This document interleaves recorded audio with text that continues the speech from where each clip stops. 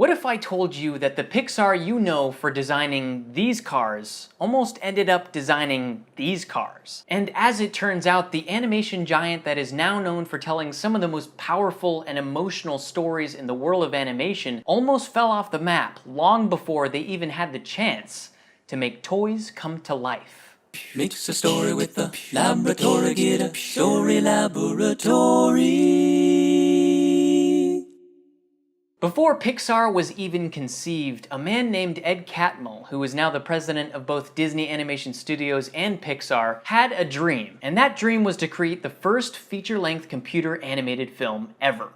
The problem was that the technology in the late 60s wasn't even close to being capable of that yet. Heading into the 70s, Ed was beginning graduate school at the University of Utah under the direction and mentorship of Ivan Sutherland, one of the early pioneers of computer graphics. Here, Ed would develop his first animated short film, Hand, which represented a huge step forward as Ed and the rest of Sutherland's students were essentially inventing the very language of computer graphics. One day, Professor Sutherland sent Ed to Disney to see if there was any interest in using computer graphics in the animation world, but they didn't bite.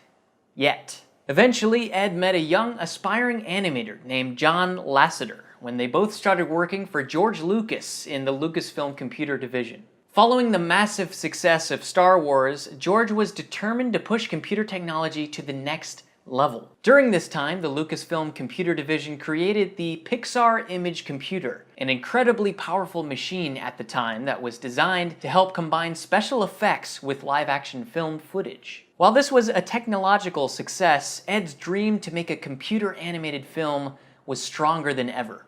Using limited time and resources, Ed and John led an effort to create their first short film together, The Adventures of Andre and Wally B, which demonstrated that genuinely entertaining an audience was possible with a computer.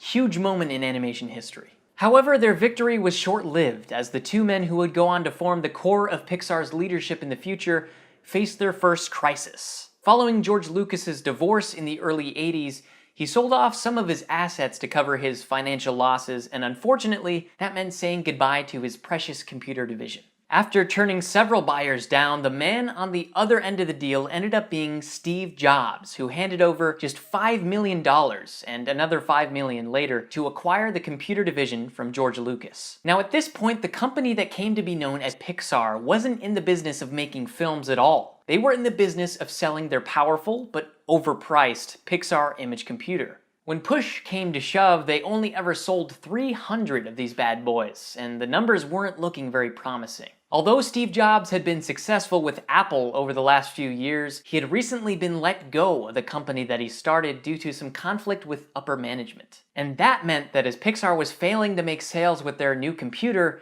Steve was forced to pour millions and millions of his own money into the company to keep it afloat. As Pixar was essentially dying a slow, painful death, they still managed to invest time and resources into Ed's dream by making films. Each one of these projects pushed computer animation forward in unique ways, and in 1988, Tin Toy was the first computer animated film to receive an Academy Award. But of course, numbers don't lie. All in all, Steve Jobs sunk over $50 million of his own money into Pixar to try to make something happen, but things weren't clicking, and that meant coming head-to-head with their second crisis. When it came down to it, Steve would go on to attempt to sell Pixar on 3 separate occasions, to companies including Microsoft and Alias, which in part is an automotive design software company. Just think of how animation as we know it would be different if either one of these deals was made. Remember when I said Ed was in grad school before being hired by George Lucas and approached Disney to see if they wanted to collaborate in any way? And remember how Disney turned them down flat? Well, in the light of the success from Disney's second golden age in the 90s, starting with The Little Mermaid in 1989 and continuing with huge hits like Beauty and the Beast, Aladdin, and The Lion King, Disney wanted to understandably capitalize on this wave of success as much as possible, and that meant reaching out to other studios to make different kinds of animated films that would still fall under the Disney name. One of those studios was a little place called Pixar. The very giant that had shown a disinterest in computer animation had now become very, very interested in it, and Pixar needed a big break. The catch was that Disney wanted ownership of Pixar's technology as well. In a very courageous move, Steve Jobs stood firm and cut a deal with Disney that would allow Pixar to retain ownership of their very innovative technology. The first fruits of this contract was Toy Story, the first computer-animated feature film ever made, which was released in November 1995 and marked the beginning of a new era in animation.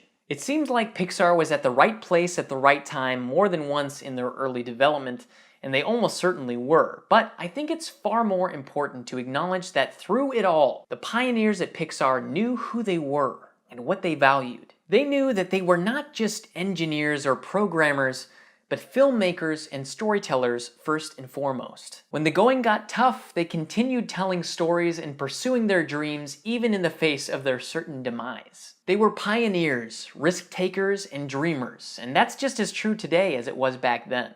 Hey, thanks for watching, and if this is your first time at Story Laboratory, hit that subscribe button to see more videos like this one. As always, remember that story is king above all movie things.